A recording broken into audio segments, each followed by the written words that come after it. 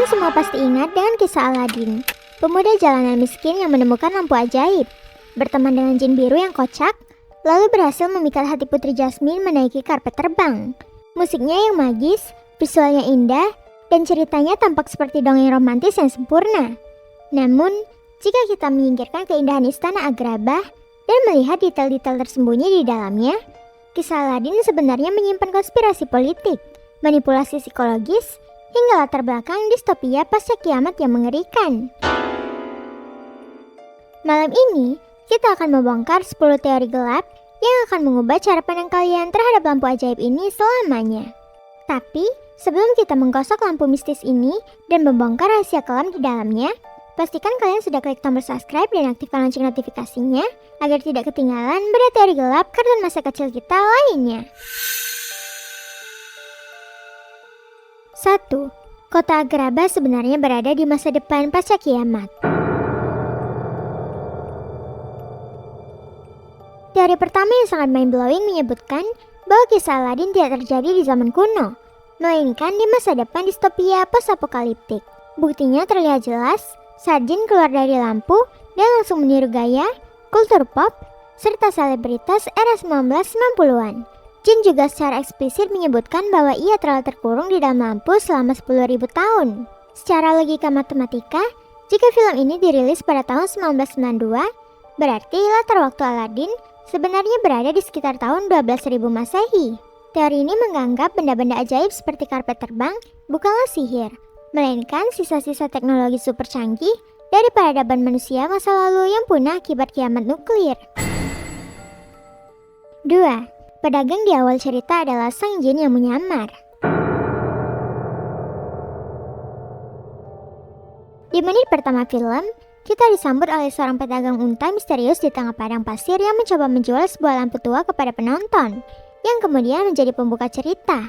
Sutradara film ini akhirnya mengonfirmasi teori penggemar bahwa karakter tersebut sebenarnya adalah sang jin itu sendiri yang sedang menyamar.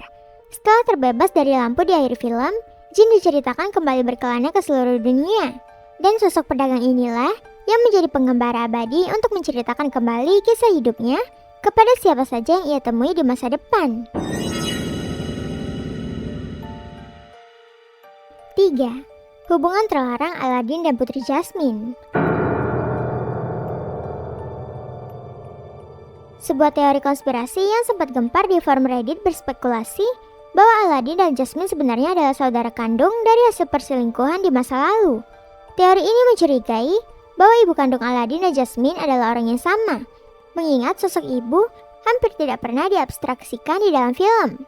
Hal ini diperkuat oleh detail emosional di mana keduanya ternyata mengetahui sebuah lagu pengantar tidur yang sama persis. Sebuah lagu identik yang diduga kuat diajarkan oleh ibu kandung mereka sebelum mereka terpisahkan oleh kasta istana dan jalanan. 4. Jafar sebenarnya adalah karakter baik dari kacamata politik.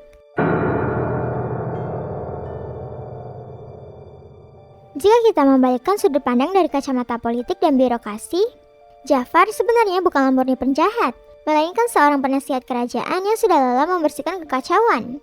Sultan digambarkan sebagai pemimpin yang kekanak-kanakan dan tidak kompeten, sementara kota Agrabah terancam runtuh akibat ketimpangan sosial.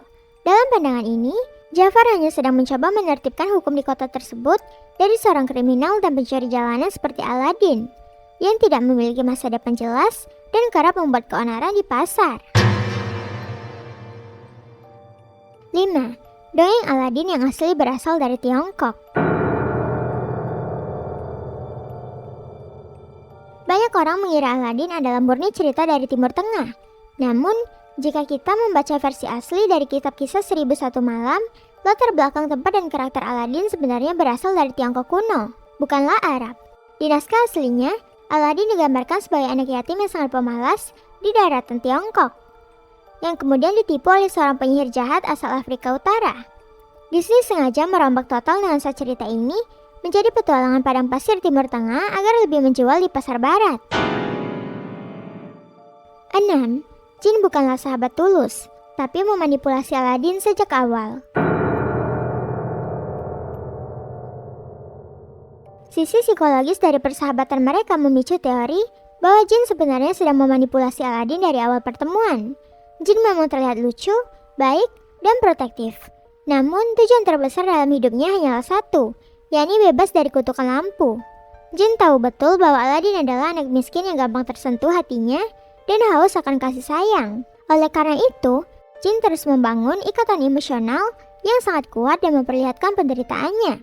Sampai akhirnya Aladin terjebak dalam rasa bersalah yang mendalam.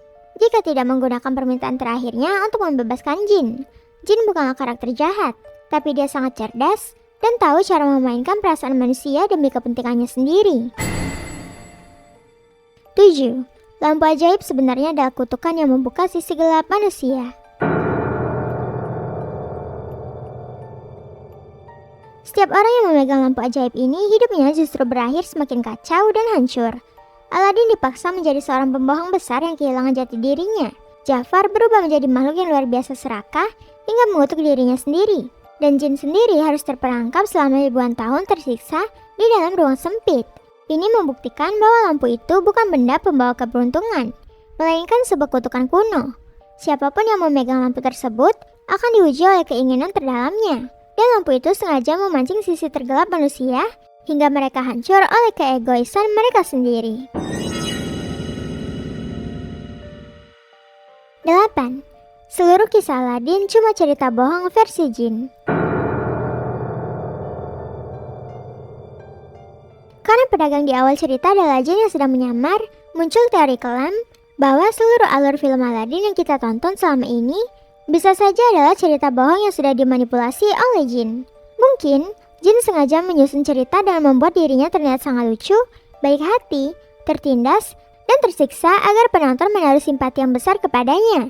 Bisa jadi kejadian asli di masa lalu antara Aladin, Jasmine, dan Jafar jauh lebih gelap dan berdarah.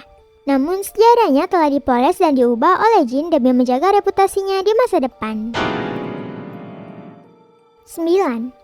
Agrabah adalah kerajaan rusak yang membiarkan rakyatnya kelaparan. Di sepanjang film, Aladin seringkali dicap sebagai tikus jalanan dan pencuri yang meresahkan. Namun, jika diperhatikan, Aladin hanya mencuri sepotong roti demi bisa bertahan hidup dari kelaparan di tengah kemiskinan yang ekstrim. Sementara itu, di balik tembok istana, Sultan hidup dalam kemewahan yang luar biasa dan tampak sama sekali tidak peduli ataupun paham dengan kondisi rakyat kecilnya. Teori sosial ini meyakini bahwa penjahat utamanya bukanlah Aladin, melainkan sistem pemerintahan kerajaan Agrabah yang gagal dan korup karena membiarkan rakyatnya kelaparan di jalanan, sementara rajanya sibuk bermain mainan kayu. 10. Cave of Wonders adalah tempat pembunuhan massal terselubung. Sebelum Aladin berhasil masuk, Jafar telah mengirim banyak orang ke dalam Cave of Wonders, atau gua keajaiban untuk mengambil lampu tersebut. Namun, gua magis itu langsung menelan dan membunuh siapa saja yang dianggap tidak layak. Ini adalah fakta yang sangat mencengangkan.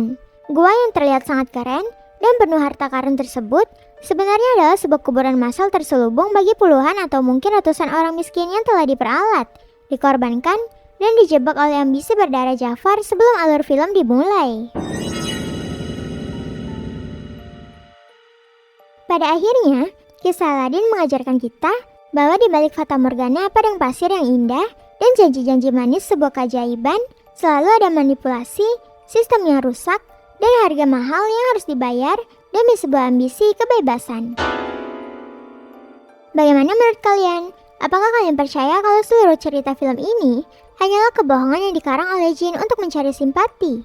Tulis analisis dan pendapat liar kalian di kolom komentar di bawah ya. Jangan lupa untuk berikan like, share video ini ke teman-teman kalian sesama penikmat teori konspirasi, dan pastinya jangan lupa untuk klik subscribe channel ini agar tidak ketinggalan pembahasan misteri kartun kelam berikutnya. Sampai jumpa di bedah teori selanjutnya.